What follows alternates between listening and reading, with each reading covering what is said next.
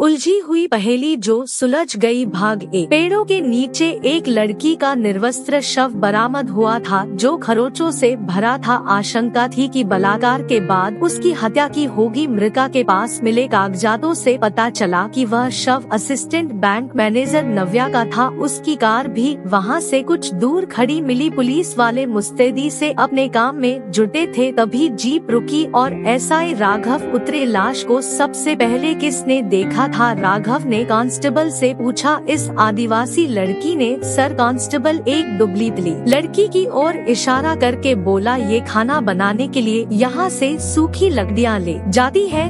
राघव ने उस लड़की पर नजर डालते हुए अगला सवाल किया, और मृतका के घर वाले ये हैं? सर कांस्टेबल की उंगली घटनास्थल से थोड़ा हट के खड़े कुछ लोगों की ओर घूम गई। राघव उनके पास गए, एक से पूछा, आपका मरने वाली से रिश्ता? पति हूँ उसका, उसने शून्य में देखते हुए जवाब दिया। नाम मुकुल। और ये लोग? राघव ने उसके साथ खड़े लोगों के बारे में जानना चाहा। यह मेरा छोटा भाई प्रताप और ये मेरे पापा। मुकुल ने वहाँ खड़े नौजवान और बुजुर्ग से राघव का परिचय कराया। राघव गौर से मुकुल का चेहरा देख रहे थे। उसके चेहरे पर अपनी बीवी की मौत का कोई दुख दिखाई नहीं दे रहा था। उसी समय कुछ पुरुष और महिलाएं रोते हुए वहां पहुंचे। पुलिस उनको घेरे के अंदर जाने से रोकने लगी। साहब, मैं इसका पिता हूँ, उनमें से एक ने किसी तरह कहा। हम यहाँ कुछ जरूरी काम कर रहे हैं। एक कांस्टेबल ने उसे समझाने की गरज से कहा, थोड़ी देर में लाश आपको हैंडओवर कर देंगे।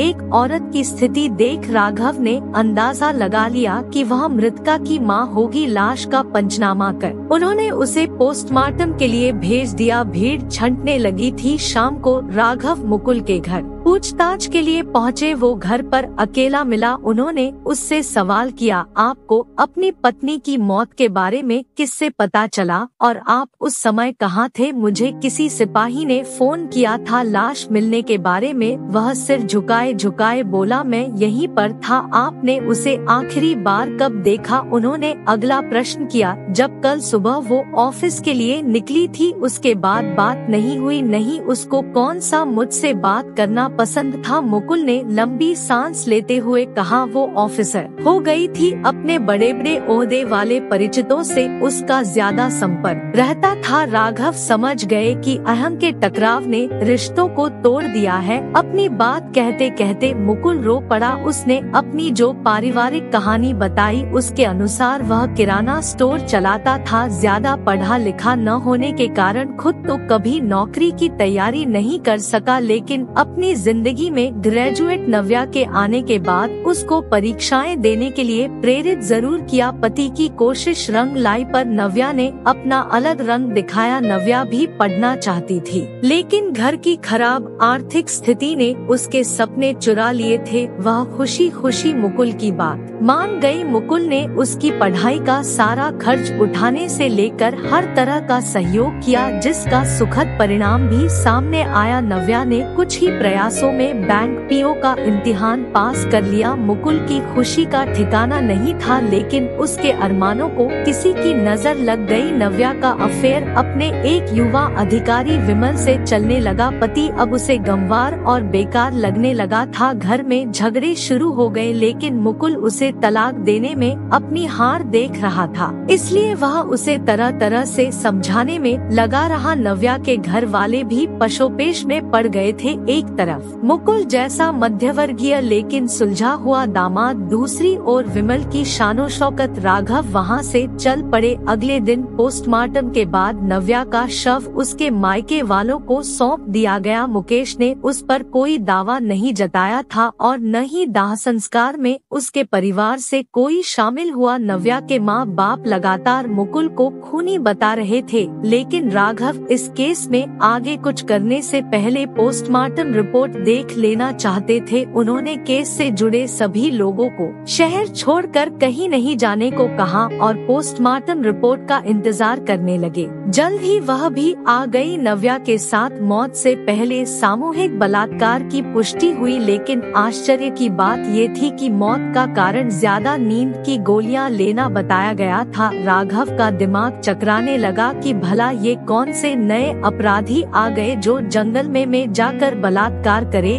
और फिर नींद की गोली देकर हत्या मारना ही था तो गला दबा सकते थे, चाकू का इस्तेमाल कर सकते थे। वैसे भी लाश की हालत से स्पष्ट था कि दोषियों ने हैवानियत की सभी सीमाएं पार कर डाली थी और अगर नव्या ने बलात्कार के कारण दुखी होकर आत्महत्या की थी तो उस सुनसान इलाके में उसके पास नींद की गोलियां आई कैसे? उसका तो बैग तक उसकी कार में ही रह गया था। इसके अलावा किसी दवा का कोई खाली रैपर आदि भी वहां से नहीं मिला था। आगे इस केस में क्या मोड़ आती है, सुने भाग 2 में। और कहानी कैसी लगी कमेंट कर बताएं। लाइक शेयर और हमारे चैनल पर नए हैं तो सब्सक्राइब करें। धन्यवाद।